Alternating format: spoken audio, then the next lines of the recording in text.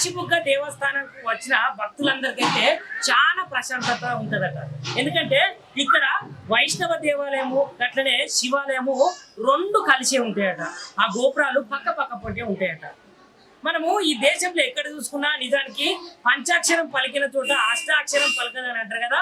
అట్లా వైష్ణవులే కావచ్చు, శైవులే కావచ్చు, వాళ్ళ దేవాలయాలు రెండు పక్క పక్కన ఉండడం విశేషం. ఇక గట్లనే మనం చూసుకుంటే ఇక్కడ 5 చెట్లు ఉంటాయి.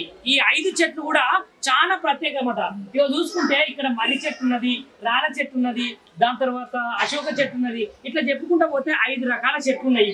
ఇక్కడ ఉన్నటువంటి భక్తులైతే ముందుగాల ఈ శివాలయం దగ్గరికి, ఇక్కడ ఉన్నటువంటి శివుని దగ్గరకు వచ్చి పూలతోటి కానీ, పాలతోటి కానీ, బిల్వ పత్రాలతోటి కానీ అభిషేకాలు ఆచరించి ఇక్కడ కొబ్బరికాయ కొట్టి మెయిన్ గా గర్భగుళ్ళకి అయితే పోతారు.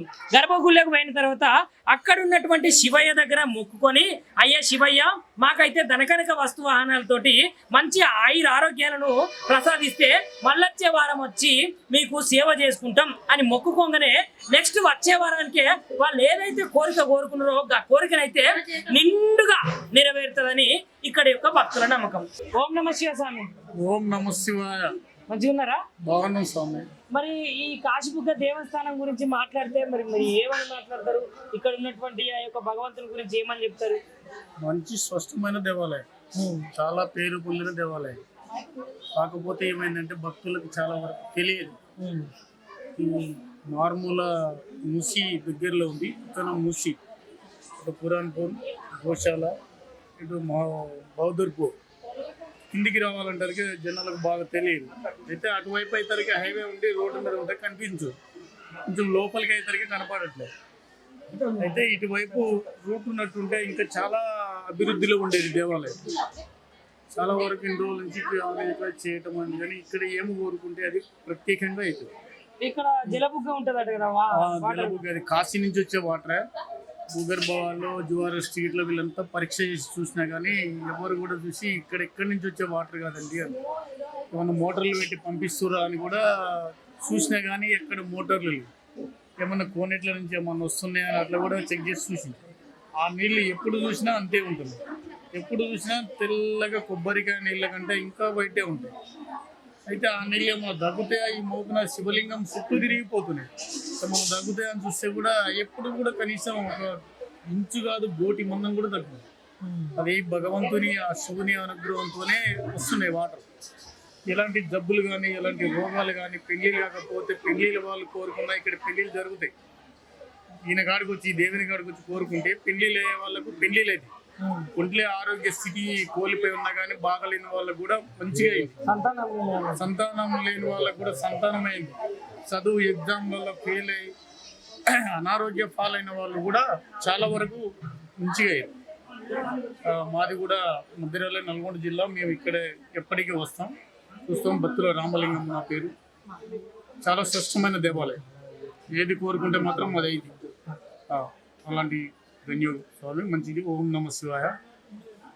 శరణార్థుల ఇప్పుడైతే ఈ కాశీబుగ్గ దేవస్థానంలో అయితే నిత్యము పూజలు చేసేటువంటి ఒక స్వామి గారు అయితే మనతో పాటు ఉన్నారు.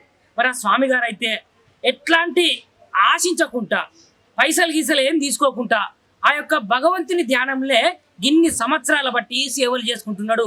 10 మందితో పాటు వండుకుంటా, 10 మందికి అన్నం పెట్టుకుంటా, అన్నదానం కార్యక్రమంలో కూడా ఈ స్వామి అయితే పాల్గొంటున్నాడు. మరి అట్లాంటి స్వామి పేరేంటిది, మరి ఆ స్వామి ఎవరో మీకు తెలియాలి కదా. ఆ స్వామి పేరు అయితే విజయస్వామి. ఇగో మన ముంగటున్నాడు. ఒక్కసారి ఈ స్వామికి అడిగి గుడి యొక్క చరిత్ర ఏంటిదో తెలుసుకుందాము. ఓం నమ శివాయ. హర హర మహాదేవ్. హర హర మహాదేవ్. నా పేరు విజయ్ కుమార్ అండి. నేను గత 23 సంవత్సరాల నుంచి ఈ గుడికి సేవ చేస్తున్నాను. ఇక్కడ అన్న దానం జరగదు, అన్న ప్రసాదం జరుగుతుంది. ఎందుకంటే మా దేవునికి దానం చేసేంత పెద్ద మనుషులు మనం కాము. ఆయన దగ్గర మేము సేవ చేస్తాము. ఆయన ప్రసాదం అందరు తింటారు.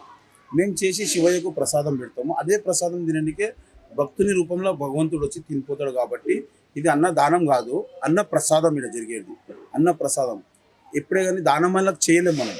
ఇంకోటి ఈ గుడి గురించి చెప్పాలంటే ఎంత చెప్పినా తక్కువనైనప్పుడు. ఎందుకంటే గత 300-400 సంవత్సరాల క్రితము వైష్ణవ భక్తులు, శివభక్తులు మేము గొప్ప అనే గొడవ పడేవాళ్ళు. అయితే అందరం సమానమే అన్నట్టు ఈ 2 గోపురాలు నిర్మించారండి. అప్పుడు ఇది వైష్ణవ గోపురము, ఇది శివ గోపురము. వైష్ణవ గోపురంకి వెళ్ళి గుండంలోకి వెళ్ళి నీళ్ళు వెళ్ళి శివునికి అభిషేకం నిరంతరం అవుతుంది.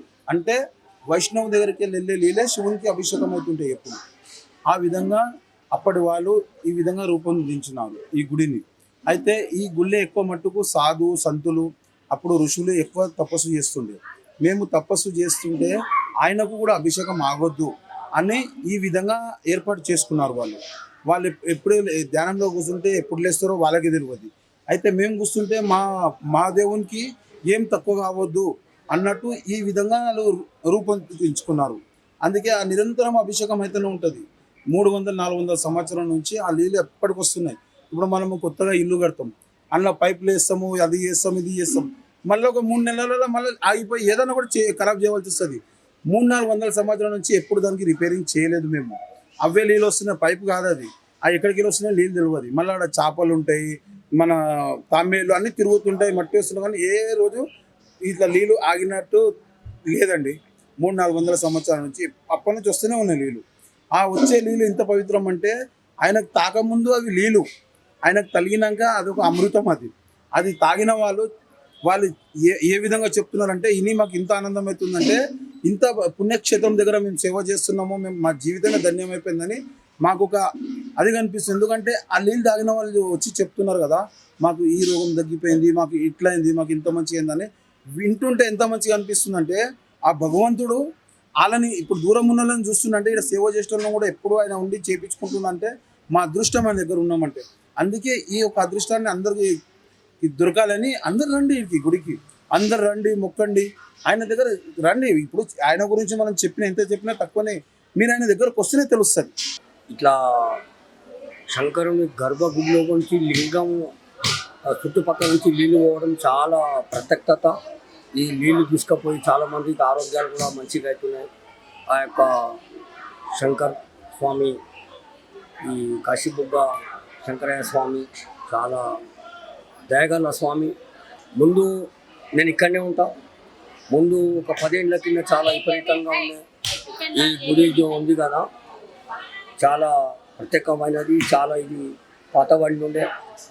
మా యొక్క బస్తీ పిల్లలు కిషన్ బాగ్ నుండి కానివ్వండి, ఇక్కడ జియాగూడ నుండి కానివ్వండి, పిల్లలు వచ్చేసి నవయుక్ సంఘ్ అందరూ వచ్చేసి గుడికి నిర్మాణం చేసిరు, మంచిగా శుద్ధి చేసిరు, మంచిగా చేసి ఇప్పుడు ఈ గుడి మహత్యము చాలా మంచిగా నడుస్తుంది. ఇక్కడ వచ్చిన వాళ్ళకి ఆరోగ్యంగా మంచిగా ఉంటారు. ఇక్కడ వాటర్ వస్తాయి, ఆ వాటర్ తీసుకోవాలి, పే మీద పోసుకోవాలి, స్నానం చేసుకోవాలి, వాటర్ తాగాలి, మంచిగా ఉంటుంది.